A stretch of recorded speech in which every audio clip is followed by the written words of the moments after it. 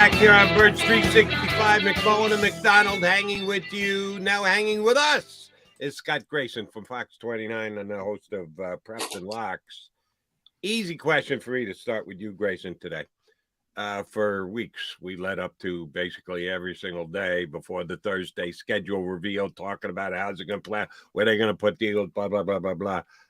I'm guessing you have a different view of it. It's how many games we got on Fox? How many times the Eagles going to be airing on our network?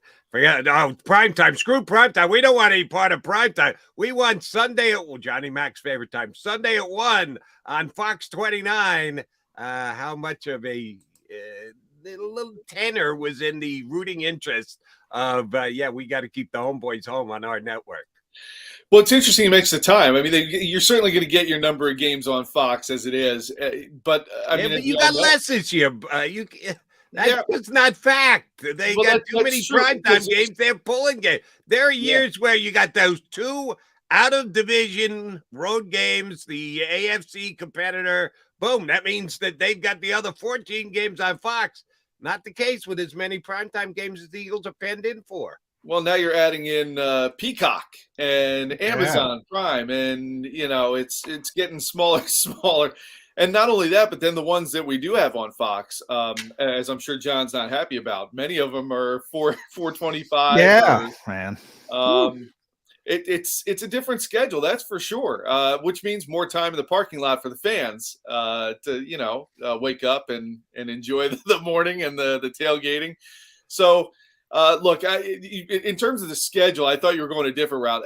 For me, we can go there next, but I just wanted to get the. How is the Fox guy affected by the number of Fox games in first? Yeah, no, it's interesting because we're going to have our morning pregame show, and then it's going to be hours until the game actually kicks. So we won't actually get, as John knows, you're always watching the inactives an hour and a half before kickoff. Yeah. Well, for a 1 o'clock kick, that stuff's trickling in, around 11:30. It's obviously going to be a lot later when we have those questions of who's playing today, who's not, who's out, who's not suiting up. So yeah, it'll be interesting. Yeah, it's always, from a TV perspective, Scott, it's interesting for you guys because you want the team to be relevant because that fuels popularity, viewers. But the more relevant you are, the more times you're in prime time, and that, everybody's got to have their piece of the pie, as he mentioned. Now we're getting the first ever streaming only playoff game on Peacock. Only cost them $110 million to get a streaming only game. So, hey, it's where we are. And I think relevancy is more important than anything else. And the Eagles are relevant. So we'll talk about that schedule. Your thoughts? I think it's pretty good. Obviously it's tougher. Your first place team, you get a first place schedule, but I like the way it's set up. Easy early. You get a chance to get over those hiccups with the new coaches and things like that. And then the real murder's row stretch is later in the season when hopefully you got all that stuff ironed out. Yeah, I think you hit it right. For me, I like the way it's set up. You get that Thursday night game out of the way week 2, the short week. So it's not like you're banged and bruised for weeks and then have that short week. You get it out of the way early. And initially when it came out, a lot of people were raising their hands, what is this disrespect? Look at this murderer's row. Every year there's a bit of a murderer's row. And frankly, you knew who the opponents were coming into this. They had a tough schedule coming in. And the people who want to put a lot of stock in the Eagles have the toughest schedule. Well, how many times do we do this in the spring? And then when it actually plays out and you see these teams on the field and coaching changes, and you know how it is. Sometimes there's a team that nobody thought was going to be great, turns out to be great. And there's times that a team on the schedule looks like, this is a juggernaut, and it ends up being a patsy. So I think the jury's going to be out on the strength of schedule. But in that regard as well, you look at it and say, okay, well, the Eagles have the toughest. All right, if you want to buy into that whole thing, well, the Cowboys and Giants are right there behind them. So you want to go, the division. Well, the division's got to play all the same teams roughly. It's a little bit different home and away and an occasional different opponent down the line. But for me, I think the schedule's fine. I think, and the stuff, Jody, you were talking about before the break, you have 2 new coordinators. So you have a little bit of easier games early on where you can start to get that feel of Jalen Hurts with Brian Johnson and Sean Desai with his players on the defensive side and these young rookies who can get up to speed a little bit more. I think overall, if you're an Eagles fan complaining about the schedule, you need to just stop. Like it's fine. And you need to worry more about the team and not the schedule. Go out there and beat who's on the schedule that week. And hey, you know what? You want to look at something else with the TV, you were talking about it. That Niners game, how fun is that going to be? These guys can't get over the fact that the Eagles beat them in that NFC Championship game. Even the coach is like, yeah, I'm glad we're playing them later in the year because we'll have everybody then. Is that what you really think happened? I mean, you guys, the fact that the Eagles are living in their head right now to me is funny. Yeah, I'm a Brock Purdy fan, so I say, yeah, it would have been a different game if Purdy had played. I think the Eagles would have won. The 49er guys have taken it way too far, basically saying they would have won the game, which is foolish. If you want to say it would have been a much more competitive game because it wasn't competitive, okay, yeah, that's why I'll sidle up with you, but would have won the game. You don't know that. You might want to block Hassan Reddick next time. Just a thought. Good point. Here's what I get. One of the takes I have out of the Eagles schedule, and I readily admit it has changed. For years, people made too much of a big deal out of, oh, they're going to play a first place schedule. Oh my God, so hard because it's first place schedule. It affected 2 of 16 games. That's it. Otherwise, your schedule was exactly the same as the other 3 teams in your division. There were 2 games where you potentially drew a tougher opponent. I say potentially because you don't know one season from another. The season before, they were the 2 first-place teams that you're playing out of division within conference. But for the given year, they might not be as good as they were the previous season. Well, now it's up to 3. And this year you are paying a price because you're getting the Kansas City Chiefs rather than the Chargers, the Raiders, or the Broncos. And I'd really rather have the Chargers, the Raiders, or the Broncos than playing the Chiefs. So that, to me, is the one aspect of the schedule that they knew they were drawing tough. It happens to be the AFC West this year. It happens to be they're going to Kansas City this game. That's the biggest game on the schedule. I know it's an out-of-conference game, so as per tiebreakers, it doesn't have the impetus and gravitas that a divisional game would or even a conference game would. But the rematch of the Super Bowl, Week 11, key juncture of the season, both teams coming off byes, and we know full well that Andy Reid's really good after a bye because we had him here doing it for us for so many years here in town. That's far and away the most important and the biggest game on the schedule, is it not? Yeah, I mean, outside of your Cowboys games that we all love to get up for. Yeah, I'm going to disagree with Jody, but go ahead, Scott. Yeah, I agree in terms of the sense that the Super Bowl rematch, you're going to have the fans who are like, all right, let's go beat them now since we lost to them in the Super Bowl and all that. And Andy Reid and all the same storylines we revisited. To me, I'd put it up there, right, with the Cowboys games. But I think because of winning the division and that's your goal and what you want out of it. But to go to what you talked about with the first place schedule, and I don't know, the makeup of this team and the leaders on this team, like a Jalen Hurts and a Nick Sirianni even, I don't think Jalen wants the patty cakes. I think Jalen wants the big dogs. And I think this team overall likes measuring stick games and saying, let's see where we are against the best of the best. And they're going to get plenty of opportunities to do that. Now, where it hurts you, obviously, is if you don't win those games, home field in the playoffs, because it's a record league. If you have an easier schedule, like people want to say the Eagles did last year, they cashed it in for home field throughout. Great. If you look at what the what the schedule could be this year and potential losses along the way with difficult opponents, well, your road to the Super Bowl is a little different. But you might be more battle tested.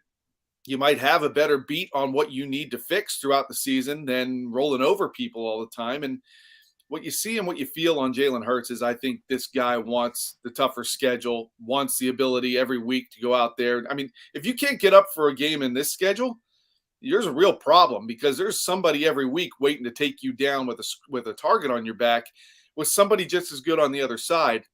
I think they're the better teams. I think they top to bottom have a better shot if they can stay healthy of doing it. But, to go back to your original point, I think your Cowboys games are huge. I think Christmas Day against the Giants is going to have a little flair to it. And I think, of course, the Chiefs, if you want to go biggest non-conference game to me, I'd go there with the Bills a close second. Yeah, I mean, I think from a feel standpoint, I get what Jody is saying. I mean, you beat the best team in football, but from a practical standpoint, I mean, that game doesn't even matter, really, if you think about the larger picture. What's your goal? Your goal is getting back to the Super Bowl. Your first goal, if you think about the Eagles and how they set up the 2 times they made it in recent years, number 1 seed, right? You got to get that number 1 seed. You got to force teams to come to Lincoln Financial Field where they dominated. Ironically, they've had 4 playoff games, right? In 52, 57. The only one who didn't get blown off the field was Atlanta, shockingly, in the divisional round back before Super Bowl 52. Minnesota blown out. Giants blown out. San Francisco blown out. That's what they got to get. They got to get the number 1 seed. And that Kansas City game, if you're going to be honest, isn't even going to matter. That to the tiebreakers, anything from that perspective, they got to beat the Cowboys. They got to beat the Giants. They got to beat the Commanders. They got to win their NFC games. The San Francisco game is far more important because, in theory, the 3 best teams in the NFC are going to be Eagles, Cowboys, 49ers. And that 49ers game could be the difference between number 1 seed and going out to Santa Clara, and where revenge, might be real from the 49ers perspective at that point. So that's kind of how I mean, beating the Chiefs would be a great from a feel, as I said, a feel standpoint. It would make everybody feel good. But the real world effects of that, not nearly as important as some of those conference games. Here's the reason why. And we all have our own projections as to what the Eagles are going to do before the season starts. I think they're going to finish with the best record in the NFC again. And I don't think there will be a tie, and we'll have to go to a tiebreaker. So when it's all said and done and the Eagles have, and yeah, maybe I should take my Eagle-colored glasses off here, but this is the way I think it's going to play out. When we're all said and done and the playoffs begin and the Eagles have the number 1 seed, will we look back and go, yeah, and they beat Kansas City too? Will we put more of an emphasis on that than the 49ers or the Cowboys or whatever? We may very well. You're right. The tiebreakers, conference division games most important, conference games second most important, against the other conference third most important. But I think the Eagles are going to finish with the best record clear without having to get the tiebreakers. So then what game am I going to look back at it and go, man, they beat Kansas City on the road. They went in and took care of the Chiefs in their house.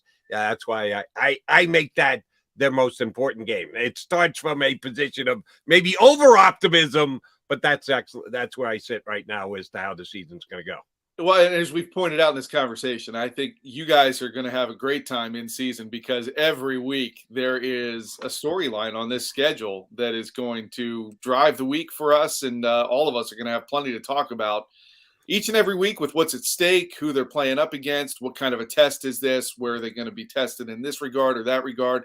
Look, there's good tests on the schedule for this defense. I mean, that's when you look at it, like I want to see what this defense does. What does it look like under Desai? How do these new pieces interact? Well, you got Mahomes, you got Josh Allen. You're going to have Dak Prescott twice. I think there's a lot to watch for and see. Hey, you might have Tua, and you're going to have Aaron Rodgers. So let's see what happens against some of these quarterbacks. They're definitely going to face better quarterbacks this year than they had to go through it all last year. You mentioned Jalen Hurts a little bit before, and I agree with you. I mean, his sentiment is, give me the best. I think I'm going to start a new daily Joel Embiid shot, and I'm going to compare Joel Embiid to Jalen Hurts. Or can you compare those two? Because, I think what you said about Jalen Hurts is correct. And, if you think about him getting his master's degree at Oklahoma, he doesn't need to do that. He doesn't need to go back and finish that. It's kind of self-evident. He's got this drive that's rare, even for professional athletes. Nick Sirianni compared him to Michael Jordan last year, got a lot of heat for it.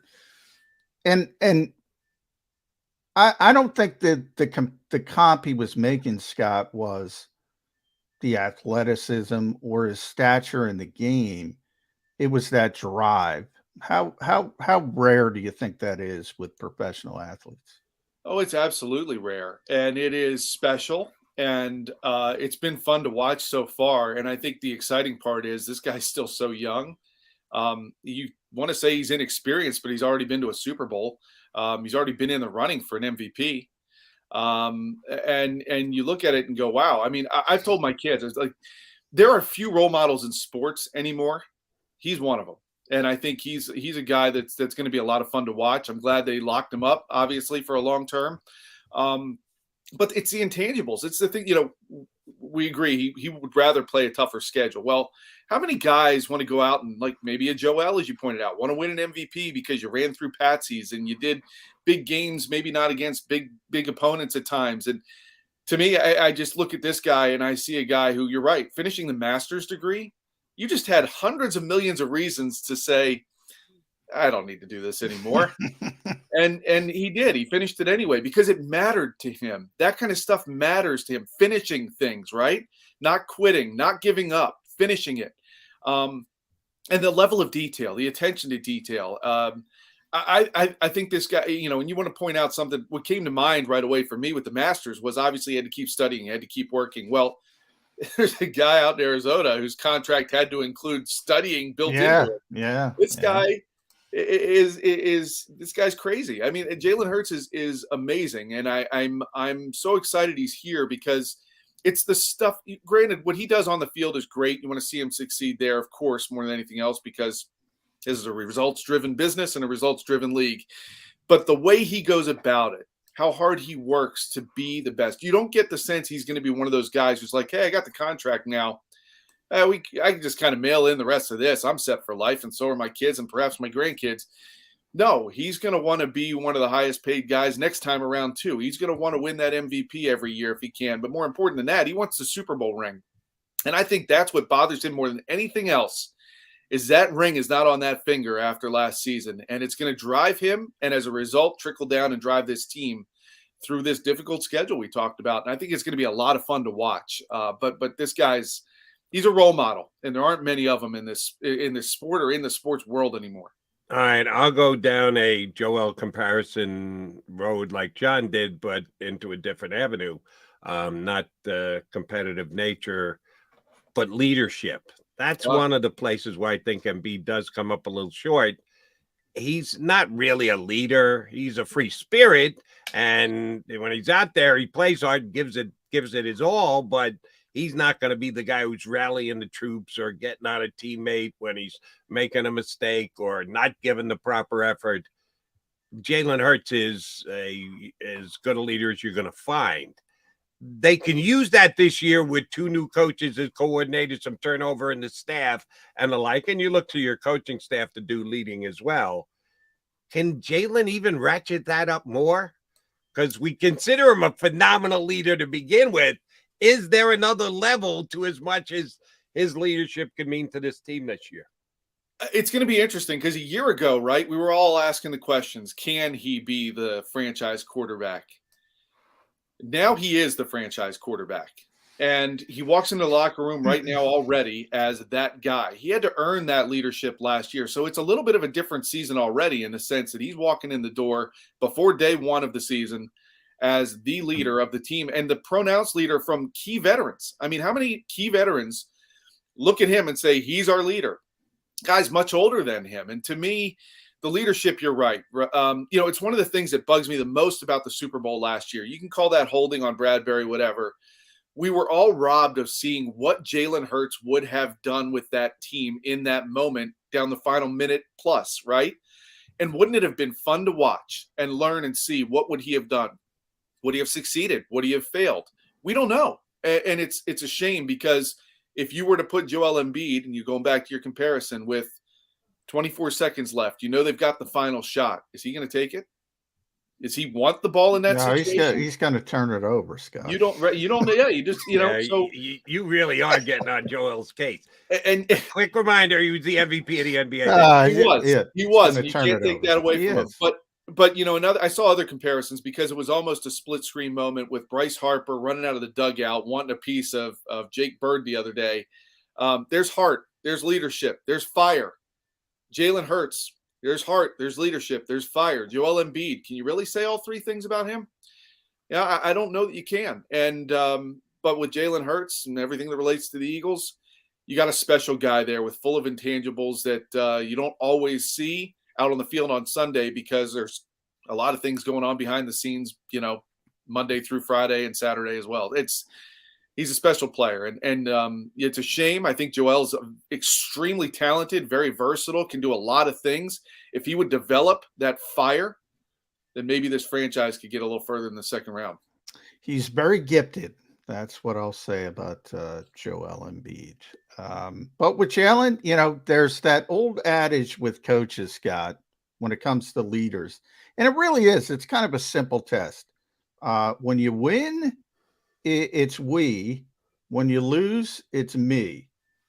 And, it's kind of, if you guys ever saw a Bronx Tale, I'm sure Jody has. Scott, I don't know if you have. No.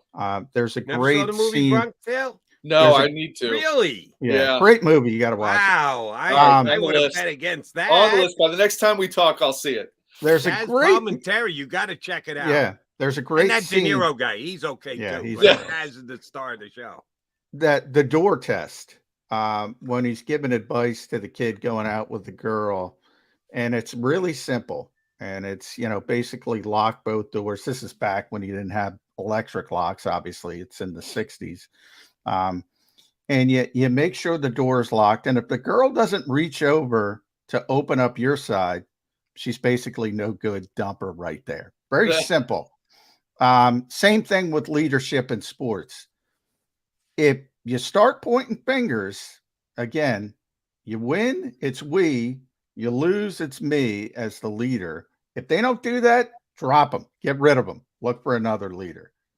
Is it that simple? It's a good question, but and I think it is a big because let's look at other guys, right, that have been successful. You can look at a Patrick Mahomes. Was he a guy who's going to point fingers? I don't think so. He'd point them at himself. Well, like to your point, I think it's a great quality to have, and I don't, but you look at Joel, and what was he saying after the game? Well, they can't win it all by themselves, and I know he was a little misinterpreted a little bit. Yeah, it was a little out of context, but a little out of context, right? But that's a bit of an issue when you keep wanting more supportive players. Jason Tatum went and scored 51.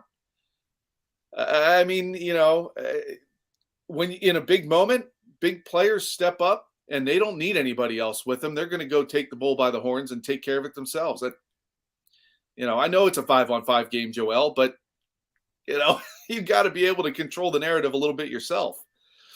Scotty, last week after the Eagles had the outstanding draft that they had, I think most people rated it either an A or an A+ draft, one of the best in the National Football League. Peter King came out with his first rankings of the 32 teams, power ratings of the teams, and he broke them down into 7 categories. The first category, which had one team in it, was labeled, "And I can find no weaknesses." And that was the Philadelphia Eagles.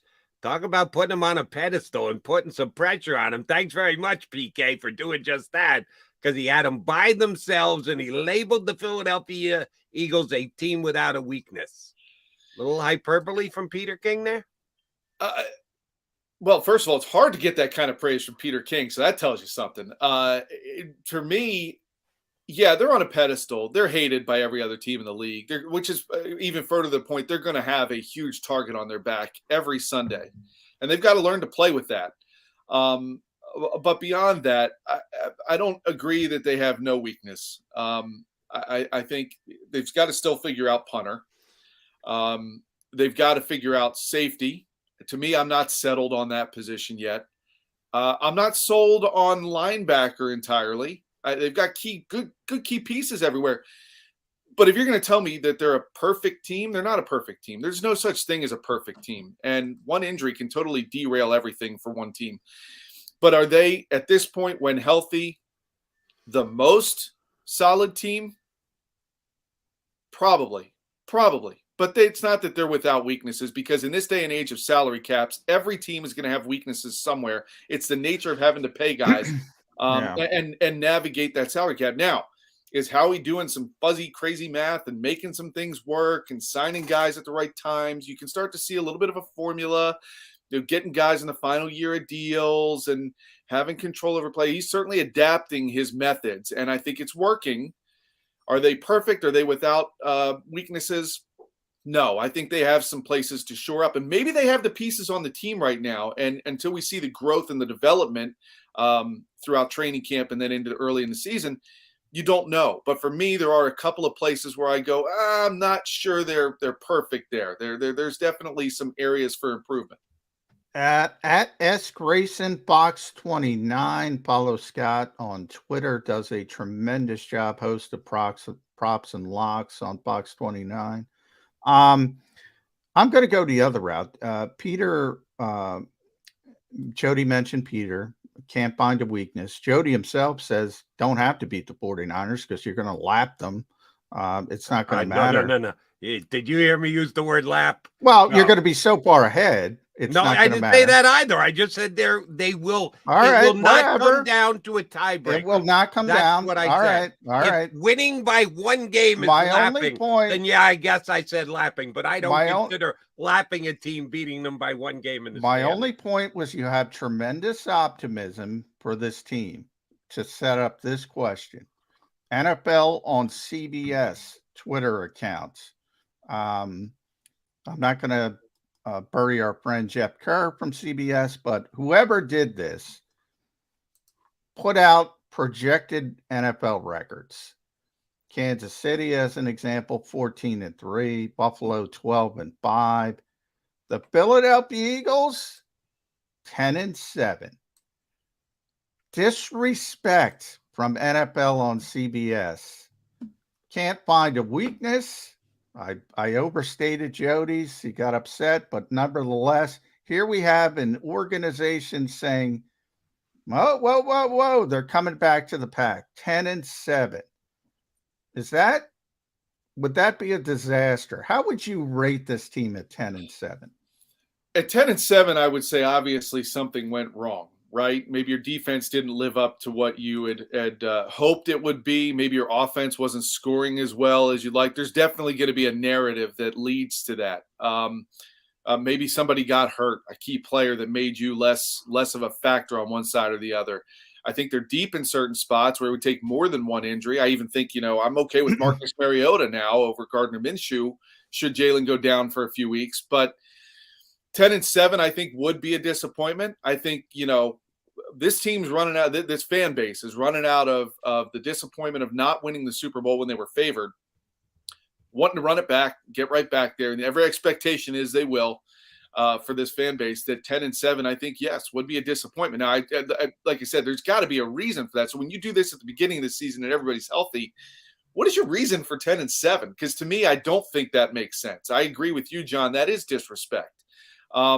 But everything is through the eye of the beholder, and that's what we see, right? And sometimes, everybody's right, and two people like Chris Sims are off in a corner. Sometimes those people end up being right. Maybe it will be a 10-7 year.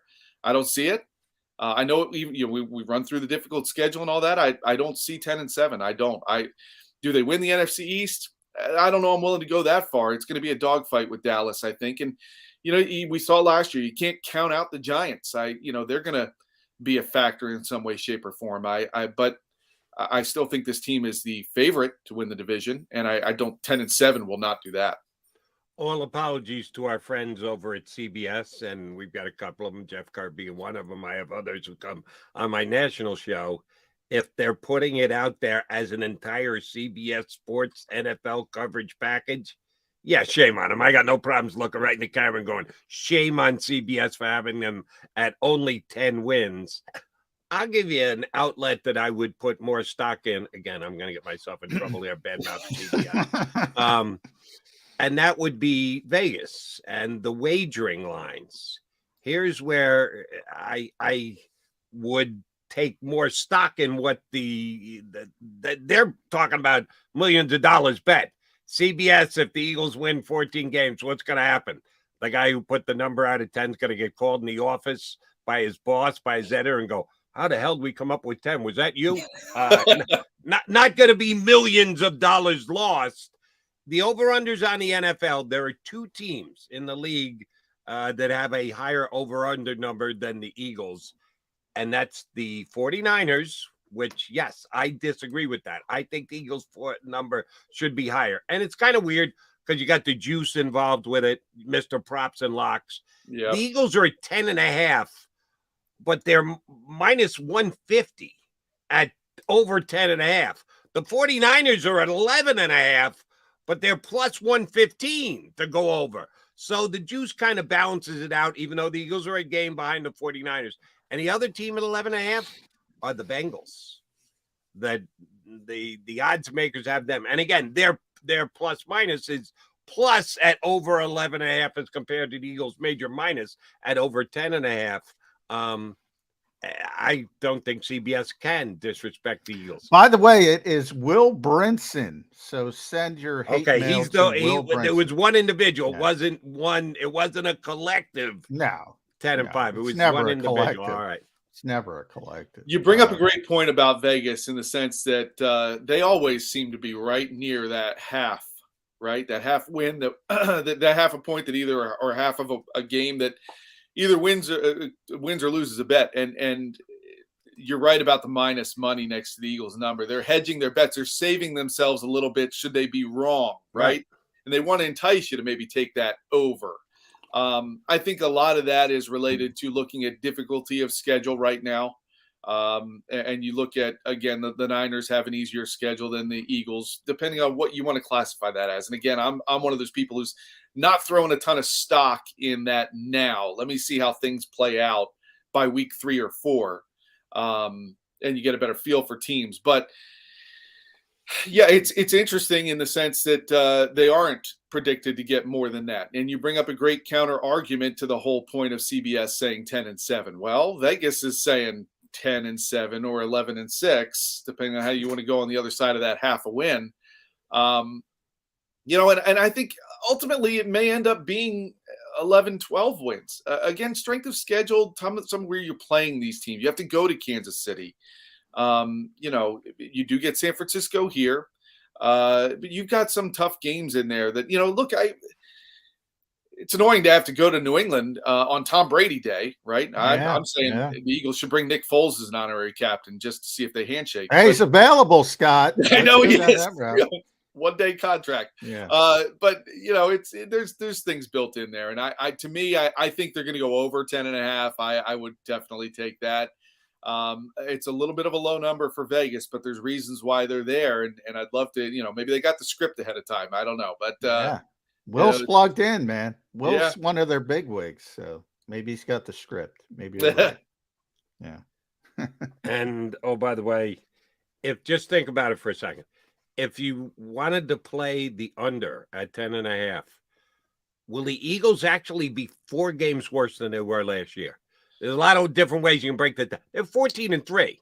So you're saying the Eagles will be 4 games worse this year because Javon Hargrave won't be here? Because Jonathan Gannon won't be here? Where have the Eagles gone backwards that they can have a 4-game worse season than they did last year? I can't come down on that side of things. No, I can't either. Again, you're looking at, if you bet that, you're betting on some key injury somewhere. I would think that's, regression to the mean. He gave a little quip for each team and his projection. Remember, these are what they are in May 15th, May 16th, wherever we are. Basically, all he said is the Eagles went from the league's easiest schedule coming into 2022 straight to the league's most difficult schedule. So take it for what it is. Right. But quick question. The Eagles' schedule wasn't the easiest when the season started. He's comparing results to projections, right? I have no idea. The way I'm asking you to read it the way I read it or read it the way that you think it should be read. Well, what he said was going from the easiest schedule to the hardest schedule. It was the easiest schedule when the season was over and done with. It wasn't the easiest schedule going into the season last year. And when you go 14-3 and you drop 14 losses on your opponents, guess what? Their ending record is going to stink, which is going to make it the easiest schedule. You, by your own performance, can help to get yourself at the end of the season lined up against the easiest schedule. So I don't buy what he's selling with that line of justification for only 10 wins. You can make any argument crafted the way that you see fit to whatever you want to do, right? Because if the Eagles go 14-3 this year, is everybody going to go, oh my God, that's amazing because that was the toughest schedule? Or are they going to come up with reasons why the Eagles went 14-3 and so wasn't there this week and it wasn't the toughest schedule as everybody thought? You can craft an argument any way you want, and it sounds I thought that was Howie last year. I said the Eagles, I coined that phrase pretty early. The Eagles made somebody's into nobodies. Like everybody was like, well, Minnesota week 2, that's a pretty good team, and blah, blah, blah, blah. They destroyed them. And then all of a sudden, well, Minnesota stinks. Yeah, well, they stink because the Eagles made them stink. Yeah. Same thing this year with. And oh, by the way, Minnesota didn't stink. What'd they go, 13-4?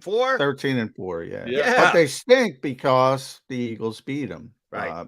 You had all those people saying that. Same thing this year, though. I'm on the same. I'm like, I don't care. Strength of schedule. I don't care about last season's records. If they're good, and I always bring up Peyton Manning, played a first place schedule every year for 10 consecutive years. 12 wins, 13 wins, 14 wins, 12 wins, 13 wins, 14 wins. His bad year was 10 wins. If you're good, you're good. You're going to beat who's in front of you. Simple as that. It's a good point, and it's true. And I think that's what this team's looking to do. Just they're not worried about – you get the sense that this team really isn't looking at the schedule as a whole. Nick Sirianni gives you that impression. Jalen Hurts certainly gives you that impression. Right now I get the sense their focus is going to be squarely on New England, period. All right, before we let you go, Scotty G, give us a lock. NBA playoffs, NHL playoffs. We're a football show, and we lean heavily on football, but every once in a while we take a peek over the fence. You got a matchup. You should have had Scott on before Game 7. I have a feeling I would have known his lock, and he would have been right. To me, I think the Celtics are a lock to get to the finals. I don't think Miami stands much of a chance. Jimmy buckets, baby. Yeah, I know. I almost hope Jimmy gets there, just so. To me, it looks even worse. To me, the biggest mistake the Sixers made was letting him go. And you look at what he's doing. He can take over a game like Tatum did in Game 7. Boston, to me, just has the ability to sink you with all those threes when they start hitting them. And when Al Horford can hit them as well and is hitting them, they're a tough team to beat. So I think Boston is too much for Miami. And I would go a step further and think that I actually think Boston's got a shot to win the title. We will check those odds out. You should check them out on Props and Locks. Catch him every Sunday when the Eagles are playing. Unfortunately for him, not enough on Fox this year, not often enough. But somehow he'll get the job done, and he'll be on with us as we get that much closer to the season as well. Scotty G, always a pleasure. Thanks for joining us, big guy. All right, enjoyed it. Thank you, guys. Scott Grayson, Fox 29, and the host of Props and Locks on Fox 29 as well. Their sports director and a guy who is often jumping on with us here on Birds 365, and always good when he does. Johnny Mac coming back. I do want to ask you about an ex-Eagle quarterback. Some rumblings and whispers about him over the last couple of days, which I'm not sure I quite agree with. We'll talk a little